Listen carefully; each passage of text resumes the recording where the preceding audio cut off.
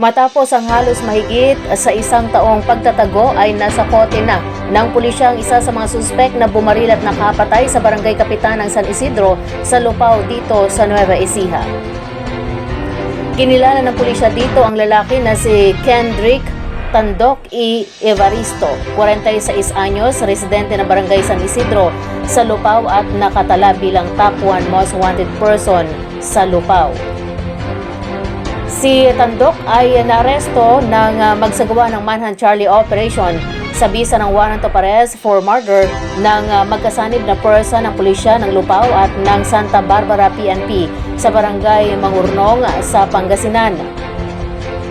Kung matatandaan ay binaril ang kapitan na si Reginald Espiritu ng barangay San Isidro dito sa Lupao noong January 24, 2023. Una nang naaresto ang kasabwat ni Tandok na si alias Amboy isang linggo lamang matapos isagawa ang krimen.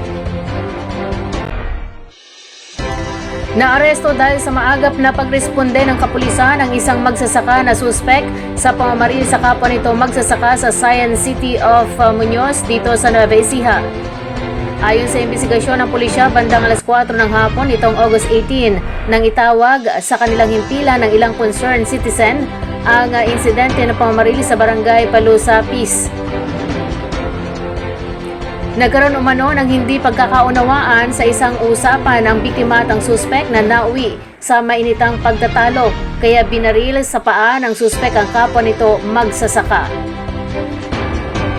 Agad naman umanong namagitan ng mga kapitbahay ng dalawa kung saan ay naisugod agad sa PJG Hospital sa bayan ng Talavera ang biktima. Samantala, nadisarmahan naman ang suspek at nakuha sa kanya ang isang caliber 38 revolver o paltik na may kargang 4 na bala pero tumakas papunta sa bayan ng Gimba. Lumalabas na dahil sa follow-up operation ng pulisya ay naaresto din ang lalaki at nakatakdang kasuhan ng frustrated murder and violation of Republic Act 10591 o Comprehensive Firearms and Ammunition Regulation Act. Mahigit sa 400,000 pisong halaga ng droga ang nakumpiska ng pulisya sa isang lalaki na matagal na nilang minamanmanan sa kanilang isinagawang anti-illegal drug bypass operation sa bayan ng Rizal. Ayon kay Police Officer G. Salmo, kumagat sa kanilang pain ang suspek na si Hervis Gracia E. Palomique alias Putol, 41 anyos, may asawa at residente ng Barangay Poblacion Sur, Rizal, Nueva Ecija. Dinampot na din nila ang isa pang lalaki na nagkataon naman na bibili lang din sana kay Putol ng droga upang ibenta din at kinilala namang si Gerald Gamponia E. Peregrino alias Kulot, 27 anyos, may live-in partner at taga-Barangay West Poblacion sa Pantabangan.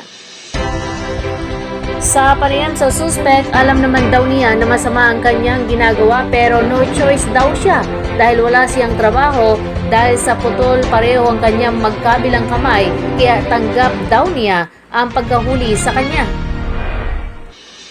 Ayon sa pulisya, matagal nang nasa watchlist nila ang suspect kung saan ay nakuha mula sa kanya ang nasa mahigit kumulang sa 60 gramo ng hinihinalang shabu na tinatayang nasa 408,000 pesos ang halaga. Nasa kustudya na ngayon ang Rizal Police Station ang dalawang suspect at kakasuhan ng paglabag sa Republic Act 9165.